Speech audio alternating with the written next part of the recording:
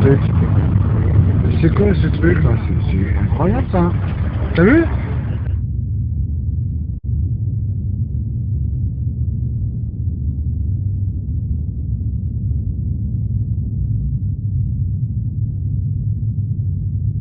Denise, une nouvelle demi-extraterrestre, voir mon wiki.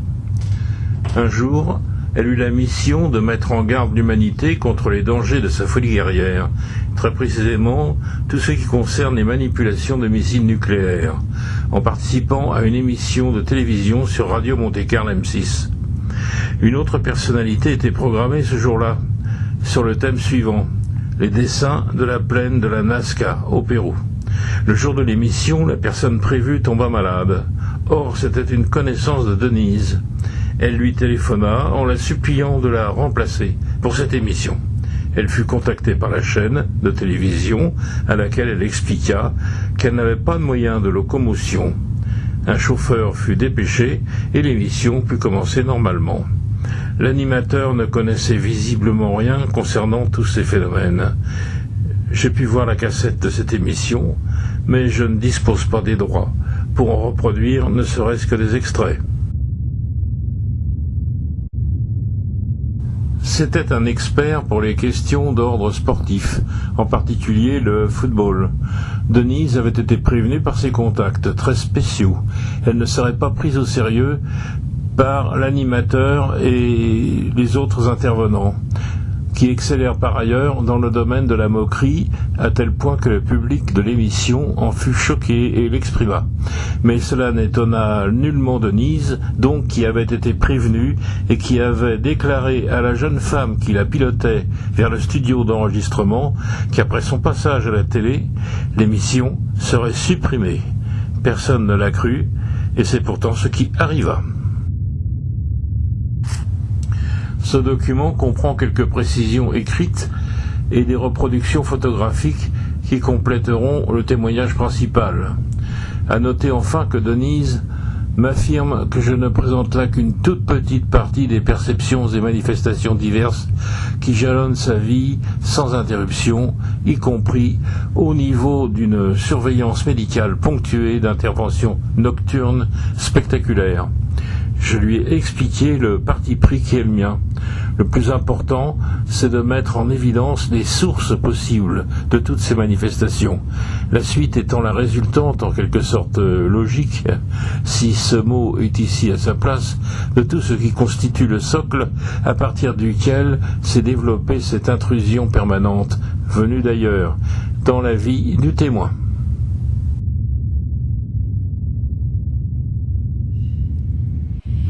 C'est-à-dire que moi je suis venue au monde dans un hôpital tout à fait normal, en Seine-et-Oise, et maman était une jeune femme, c'était pas dans la guerre.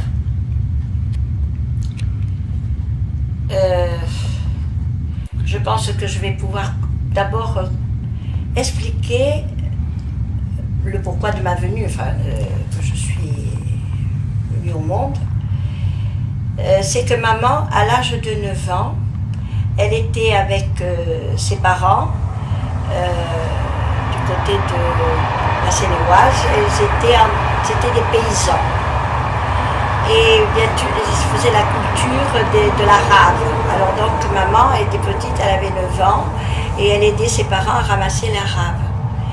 Et elle m'a raconté que dans le ciel était d'un pur, très pur, sauf qu'il y avait un nuage gris, ou noir comme elle dit. Et ce nuage, elle m'a dit, je ne comprends pas, il me parlait dans la tête. Et il me disait qu'il allait m'arriver quelque chose plus tard, quelque chose de merveilleux, quelque chose de très beau, et que je serais très heureuse. Donc après, les années sont passées pour elle et pour... voilà, c'est les années qui sont passées, oui.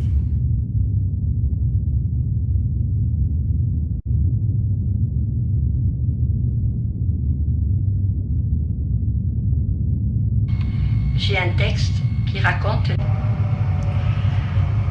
On voit arriver une Citroën noire à vive allure, occupée par un couple. Il semble affolé. La femme apeurée incite son compagnon à conduire plus vite. Elle se retourne pour voir si on ne les poursuit pas. Et par la portière arrière droite, elle aperçoit un objet se dirigeant vers eux. Encore plus affolée, elle crie. « Mais qu'est-ce que c'est que cette chose qui vient vers nous ?»« Je ne sais pas, dit-il. Continue à regarder. » Elle lui crie à nouveau. « Va plus vite, je t'en supplie. » À ce moment, l'engin est au-dessus de la voiture qui est aspirée par le dessous du vaisseau. Mais par son arrière, ce qui fait qu'elle monte en biais, le devant de la voiture se retrouve en bas. Et la femme est projetée vers l'avant. Elle a le visage en sang. La jeune femme se retrouve dans le vaisseau laboratoire pour qu'on puisse la soigner. Elle hurle, elle supplie qu'on ne lui fasse pas mal. Ne me touchez pas à ma tête. Non, non, ne touchez pas à ma tête. Par télépathie magique, on lui transmet qu'elle devrait faire pour l'enfant. Elle dira que cet enfant est à elle. La jeune femme s'endort pour avoir respiré une émanation d'un liquide venant d'un appareil. Plus tard, elle se réveille très loin à l'endroit où elle devait aller.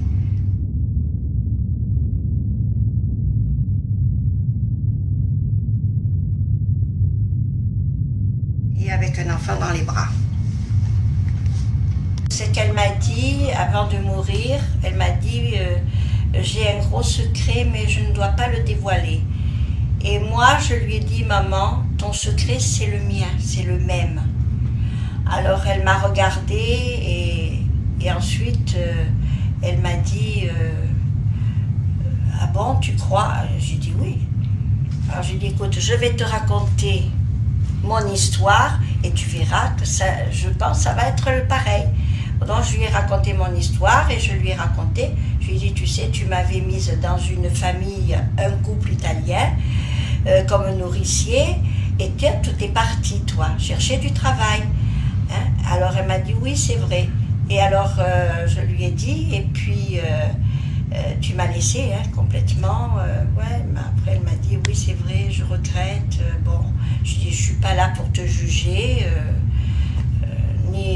Ni pour te faire du mal, non, au contraire, je t'aime beaucoup, j'ai toujours pensé que tu viendrais me chercher et tout ça. Elle m'a dit ben, j'avais honte de ce que j'avais fait, je t'avais abandonné et j'avais honte. D'abord elle m'a dit, tu sais qu'il y a du monde là-haut, qu'il y a des gens qui vivent sur les planètes. J'ai dit oui, je sais. Et elle m'a dit, tu sais, moi, tous les soirs, je vais dans le jardin et je chante des chansons d'amour. Alors j'ai dit, oui, tu chantes des chansons d'amour à ton amoureux, alors, puisque tu chantes des chansons d'amour. Elle me dit, je chante des chansons d'amour, mais je ne comprends pas pourquoi ils nous prennent, ils font des choses sur nous, et après ils nous ramènent sur Terre. Elle m'a dit, je ne comprends pas pourquoi. Alors j'ai dit, ben écoute, c'est peut-être pour faire des expériences. Alors, elle m'a dit oui, c'est possible. Mais elle m'a dit, je ne comprends pas. Et quand j'étais petite, donc j'étais chez mes parents nourriciers. Et puis, j'avais le papa, enfin le substitut, qui un jour, il m'a dit, écoute, Ninou, si tu veux, je vais t'acheter une trottinette. Moi, je disais, ah bon? Ah oui, moi je serais contente d'avoir une trottinette. Je ne savais pas très bien exactement ce que c'était. Il me parlait de trottinette. Moi, je dis, bon, alors oui, pourquoi pas. Et puis, donc, il m'apporte cette petite trottinette bleue. Et il fallait ramer avec le pied, comme ça, pour faire marcher. Et puis, je disais, oh là là, c'est fatigant de faire comme ça avec le pied, toujours faire comme ça, comme ça. Et j'ai entendu une voix qui m'a dit, mais tu peux faire marcher ton engin sans le pied. Et comment?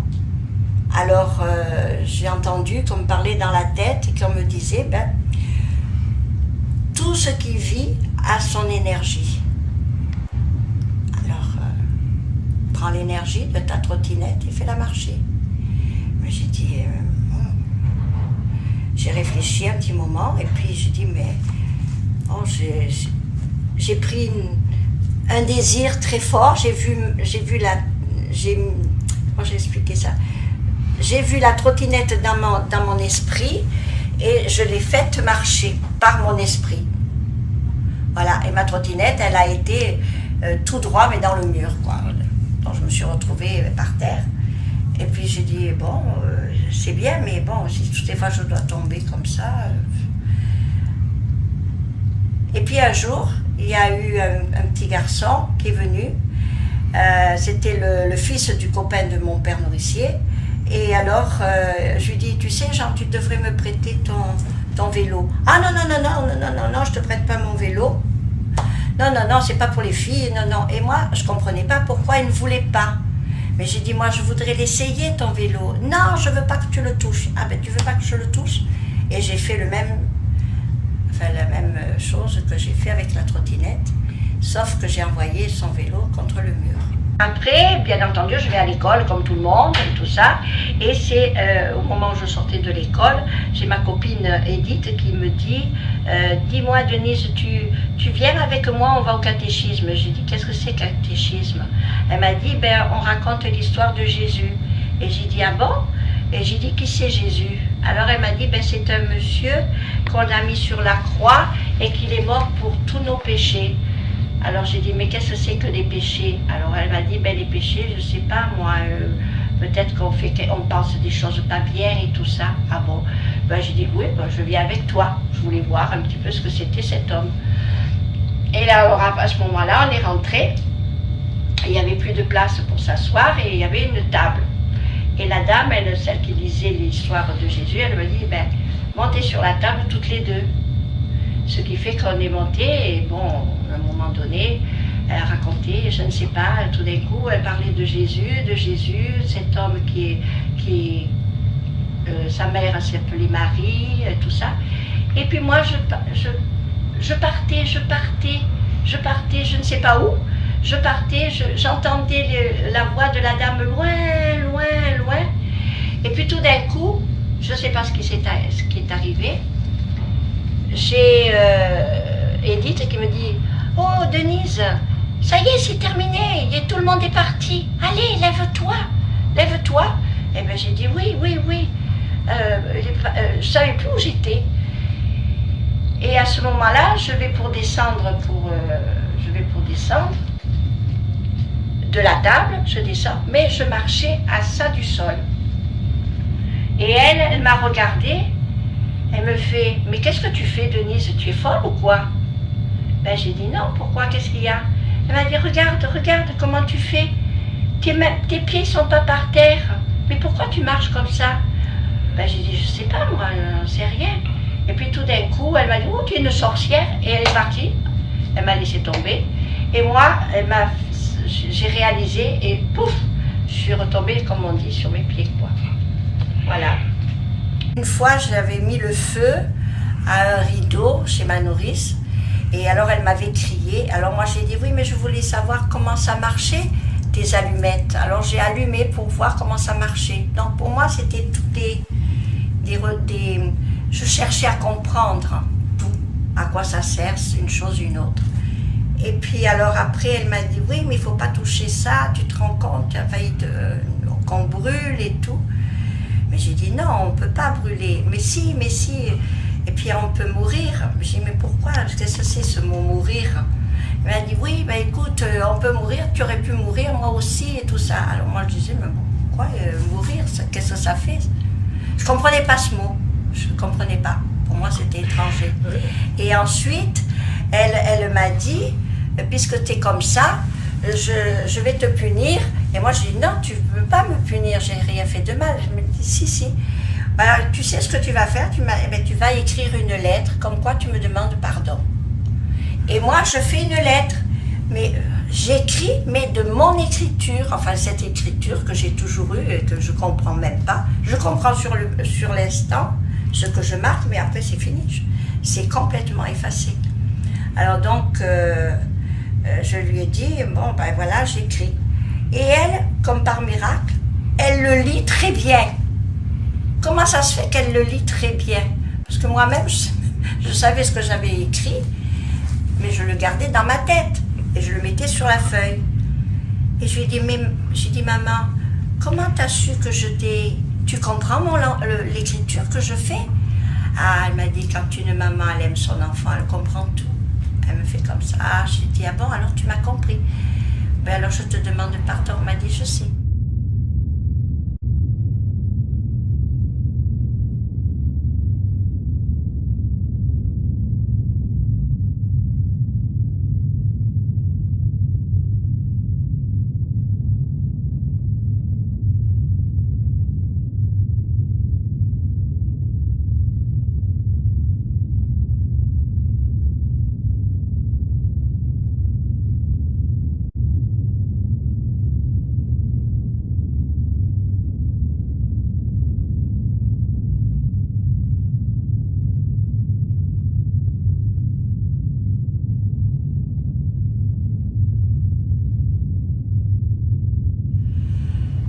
Quand j'étais jeune fille, oui, j'avais des choses qui me faisaient...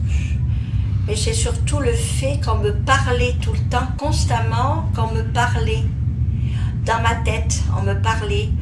Ne va pas à tel endroit, ne fais pas ça. On me donnait toujours des exemples, comme si j'avais eu un parent à côté de moi, mais que je ne le voyais pas. J'étais petite, j'avais 9 ans. À ce moment-là, je m'amusais dans l'appartement. Mes parents adoptifs, elle est allée travailler et le père, il était en train de faire le jardin. Bon, moi, j'étais en train de m'amuser. Je m'amusais dans la chambre et puis, bon, bien entendu, avant qu'elle parte, ma mère adoptive, elle me dit... Mais dis-moi un peu, Ninou, comment ça se fait que tu mets toujours une étoile sur ton front quand tu parles et tout ça? Mais à qui tu parles? Ben, j'ai dit, je parle à la glace. Oui, ah oui, bon, tu parles à la glace? Oui, je parle à la glace. Mais elle m'a dit, et pourquoi tu mets toujours une étoile sur ton front? Ben, j'ai dit, parce que c'est chez moi.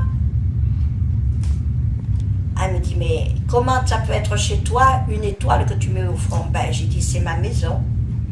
C'est là, c'est chez moi. Alors, je le mets pour qu'on sache que c'est chez moi. Moi, je disais ça, j'avais 9 ans, je disais. Et j'avais une moustiquaire, et cette moustiquaire, je l'avais déchirée pour faire des nattes. Alors, ce qui me faisait des cheveux longs, comme ça. Elle me dit, mais pourquoi tu fais des nattes sur la moustiquaire?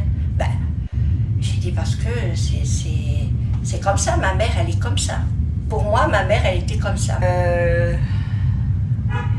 Une fois je me suis levée, j'ai eu mal dans le dos, alors des douleurs terribles. Je n'arrivais pas à marcher, même pas aller au cabinet qui était juste en face de moi. Je n'y arrivais pas, j'ai appelé au secours un copain qui était kiné. J'ai dit écoute viens parce que j'arrive pas à marcher. J'ai peur d'être paralysée, je ne comprends pas ce que j'ai. Et alors lui, il est venu, il m'a massé, mais quand il me massait, c'était horrible. Je poussais des hurlements. J'ai dit arrête, arrête, arrête, tu me fais mal, c'est pas possible, arrête. Il m'a dit mais alors donc? Il m'a dit je touche pas. Alors il m'a dit il y a quelque chose autre. Il m'a dit écoute, va voir le docteur. C'était un docteur à Antibes, un rhumatologue. Et je suis allée le voir. Et il m'a passé la radio. Et il m'a dit, oh mais madame, vous venez de subir une intervention. Oh, je dis non monsieur, j'ai dit oh, docteur, c'est pas possible, j'ai pas reçu, non, on m'a pas opéré, rien du tout. On verrait la cicatrice sur ma peau, il n'y a pas de cicatrice. Madame, non, mais c'est comme si ça a été fait bien, hein. Il m'a dit bien, super. Au laser. Mais j'ai dit, oh le laser? Mais j'ai dit, attendez, on commence à peine connaître le laser et vous me dites que c'est au laser. Là, j'étais dépassée, quoi. Je dis, mais c'est pas possible. Si. Il m'a dit, c'est une belle opération, c'est la 5e vertèbre lombaire qu'on vous a opérée.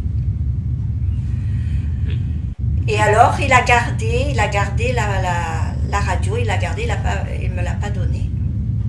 Et depuis, tu ne sens plus rien? C'est fini.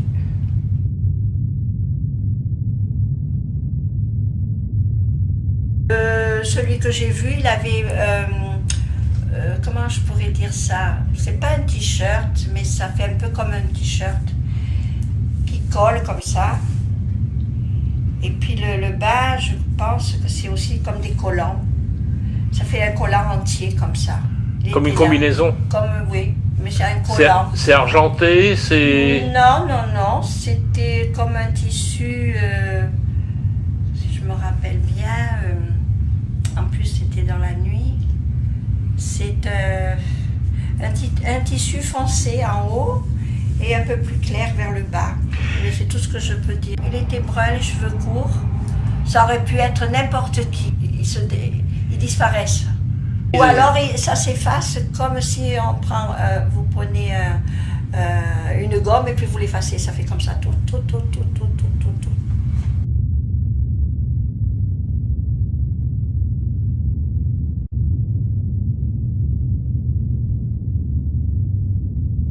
Oui, mon fils aîné, il avait un peu du mal parce qu'il voulait être comme tout le monde. Bon, il est comme moi, c'est-à-dire qu'il reçoit par télépathie, on le manipule par la télépathie, il entend parler, on lui dit de faire ça, de faire comme ça, comme avec moi. Toujours la même chose. J'ai mon deuxième, lui, il se dédouble très facilement. Il a des révélations, admettons, scientifiques, alors que c'est un danseur, c'est un professeur de danse.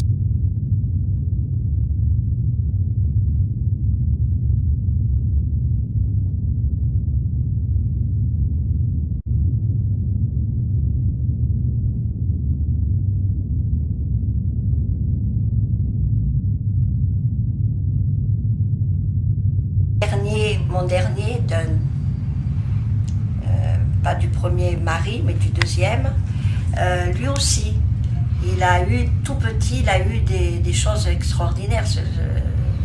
Mais alors, lui, des fois, il y a des moments où il ne faut pas lui parler de quoi que ce soit, de tout ça. Il ne veut pas entendre parler, il dit, moi, je suis un jardinier, je veux vivre comme ça. C'est ça que c'est un peu mon problème, quoi. Ma mère m'avait envoyé une lettre, un petit mot à ma mère nourricière en disant je ne peux pas m'occuper de ma fille, mettez-la à l'orphelinat. Donc on a passé devant les avocats, il y a eu tout un processus et tout ça, et je me suis retrouvée donc à l'orphelinat. Moi je me retrouve dans la cour. Et puis, j'étais en train de regarder le portail, et puis là, je dis, mon Dieu, je voudrais partir. Je voudrais partir, je ne veux plus rester là, je voudrais partir. Et à ce moment-là, je dis, mon Dieu, si ce portail pouvait s'ouvrir. À ce moment-là, le portail s'est ouvert, et ça grinçait, comme ça. Et puis... je suis restée à regarder ce portail qui s'ouvrait, et bien je me disais en moi-même, mais où je dois aller? Je ne connais pas. Qu'est-ce que je dois faire? Et puis alors j'ai dit, ben non, je ne peux pas partir. Il vaut mieux que le portail se referme. Et à ce moment-là, le portail s'est refermé. Et quand à ce moment, je vois arriver la religieuse, qui, avec sa cornette, là, elle courait, elle disait « Mademoiselle, mademoiselle, venez, venez, venez, mon enfant. Il y a deux messieurs qui veulent vous voir. » Alors je vais, et entre moi, je me dis « Mais pourquoi elle m'appelle mademoiselle ?» Alors je vais voir, et je vois donc deux hommes, tous les deux habillés avec des chapeaux de feutre bleus, bleu marine, presque noir un peu, et des lunettes noires, le teint clair, et un par-dessus ciré noir. Ils se tenaient très droit, ils étaient grands. Ils étaient grands parce que moi je faisais comme ça quand ils me tenaient les mains. Et ils m'emmènent, donc j'ai dit où c'est que vous m'emmenez? Alors j'ai dit où c'est qu'on va? T'inquiète pas. Ils m'ont dit c'est pas loin. Alors bon, en attendant, on a beaucoup marché, et moi j'étais fatiguée. Alors j'ai dit, je suis fatiguée, on ne peut pas s'arrêter. Non, non, non, on ne peut pas s'arrêter, viens, dépêche-toi. Il tape 3 fois, il y a une personne qui descend, et puis je vois arriver une femme brune avec des cheveux longs, noirs, et du rouge à lèvres, bien rouge, hein, ça m'avait choqué. Et puis, lui, il dit, un des hommes dit, le colis, il est là. On apporte le colis. On monte, et elle m'assoit sur une chaise qui était juste, quand on monte les escaliers, comme ça, il y avait la cuisine, elle m'assoit sur une chaise, et après, ici, de l'autre côté, il y avait encore deux escaliers, on descendait dans une salle, et il y avait du monde, et chacun chuchotait entre eux. Alors, je ne sais pas si c'est des gens qui faisaient, comment on appelle ça, ceux qui font la guerre cachée, là, comment on dit, qui veulent défendre leur pays. Oh. Des résistants. Des résistants, peut-être, je ne sais pas. Mais moi, j'ai rien à voir. Des réfugiés. Je ne sais pas, je ne peux pas vous dire.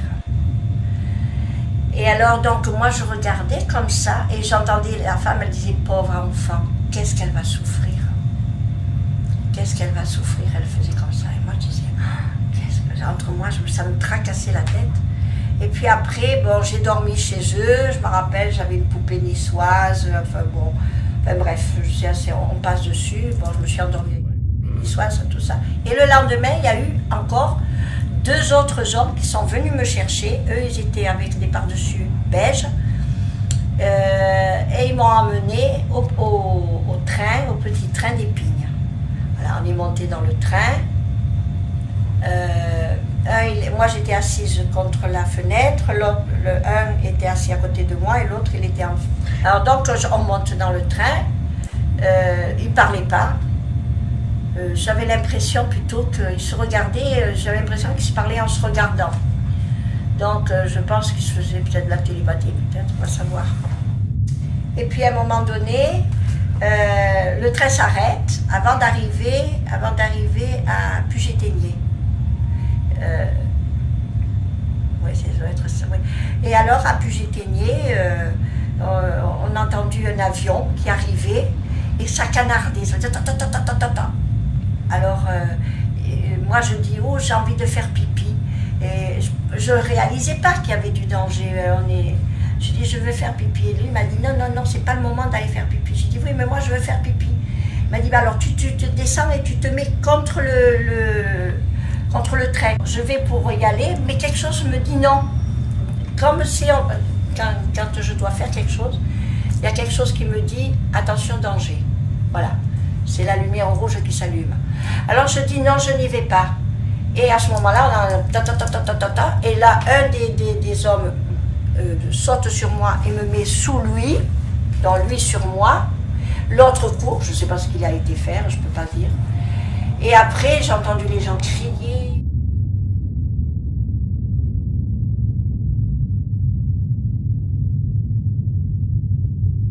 Un petit avion, et je l'ai vu moi, ce petit avion, il était couleur beige. Alors j'ai entendu l'homme qui m'a dit, eh ben tu l'as échappé belle. Et moi j'ai dit, mais pourquoi il m'a dit à moi ça? Je ne comprenais pas, moi j'étais... Alors il m'a dit, et l'autre il a dit, ben dis donc, il a échappé belle. Ce petit train, ce petit avion, je l'ai sur le journal, on ne sait pas d'où il vient. On va me conduire dans une ferme, c'était un petit hameau qui a été construit par des juifs. C'était au temps de l'Exode, à l'époque ancienne. Et ils ont fait ce petit hameau. Et donc il y avait celle qui avait la bergerie. On l'appelait Maman Bergerot, donc ils sont allés vers elle, ils lui ont dit voilà, l'enfant, on lui a dit voilà, mais vous devez vous en occuper et faire très attention, vous la protégez. Elle a dit je la protège comme si c'était ma fille, voilà. Alors bon, je reste quelques jours, tout ça, et puis Marie-Christine, la petite que j'aimais bien, elle me dit, viens, on va aller voir les bergers. Alors on va voir les bergers, tout ça, elle nous dit, oh, faites attention, il y a les loups, des trucs comme ça. Puis moi j'ai dit, les loups, j'ai pas peur. Alors, Donc on revient à la ferme et à ce moment-là, j'avais Marie-Christine qui était devant et moi j'étais derrière et je m'entends faire Denise. Bon, je regarde si c'est Marie-Christine qui m'appelle. Bon, elle continuait à marcher. Denise, mais d'où? C'était d'où? Je me retourne et je vois comme un berger. Voilà. Alors, je fais comme ça. Tu me connais? Il me dit oui. Bien sûr. Il me dit nous savons que tu souffres. Je sais combien. Nous savons que tu souffres. Je sais combien tu souffres. Il me dit ah bon? Je dis bon. Et alors après, je lui prends la main comme ça. Il était beau, mais d'une beauté. Oh, c'était une merveille. Jamais j'ai vu un être aussi parfait. Il avait des yeux, on aurait dit, je sais pas, c'est bizarre, c'est des yeux d'un marron, mais c'était comme la couleur châtaigne, mais c'était beaucoup plus beau que ça. C'était beaucoup. Les cheveux frisés, brillants, brillants. Tout brillait chez lui, tout brillait, tellement il était beau. Et il faisait jeune, il faisait à peu près dans les 18 ans, 19 ans, 18 ans, quelque chose comme ça. Et il avait de très belles mains. Alors j'ai pris sa main, non, il a pris ma main et on a marché un petit peu ensemble. Et puis il m'a dit, j'ai dit, mais qui tu es toi? Il m'a dit, je suis le berger. Et moi je lui dis, mais où sont tes moutons et tes vaches? Alors il m'a fait signe que c'était là. Et moi je lui dis, après il me regarde comme ça, et il m'a dit, plus tard, tu deviendras mon épouse. Et moi je me suis mise à rire, enfin j'ai dit, oui mais toi, quand moi je serai grande, toi tu seras vieux. Alors comment on fait, hein, je peux savoir. Alors il m'a dit lui-même, il a regardé, il m'a souri gentiment. Et puis après, je lui dis, j'ai lâché sa main, j'ai dit, Christine, Marie-Christine, regarde, il y a le berger là. Il a dit, et puis il avait disparu.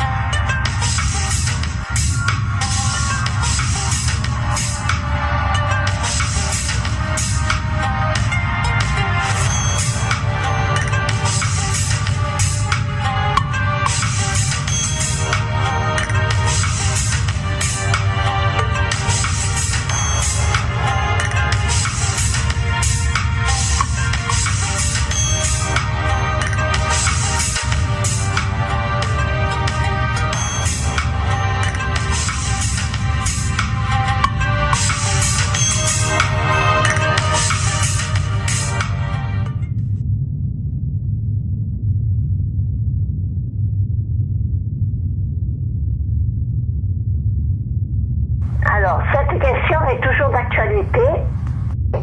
C'est toujours les mêmes messages et il y a beaucoup de personnes qui le reçoivent aussi, ceux qui sont contactés. Moi, ce qu'ils m'ont dit, quand je devais faire l'émission à la télé, de toute façon, c'est eux-mêmes qui ont tout programmé, ils m'ont dit que je devais contacter les gouvernants de cette planète et de cesser toute manipulation des fusées nucléaires. Et moi je leur ai dit, mais est-ce que ces gens vont-ils m'écouter? Moi, je suis qu'une simple femme, est-ce qu'ils vont m'écouter? Alors, et s'ils ne m'écoutent pas? Alors ils m'ont dit, nous avons la possibilité d'activer le temps, et si les êtres de cette planète veulent se détruire, nous avons la possibilité de déplacer votre planète et de vous mettre dans un coin d'un univers de façon à vous détruire, si vous voulez vous détruire. Voilà.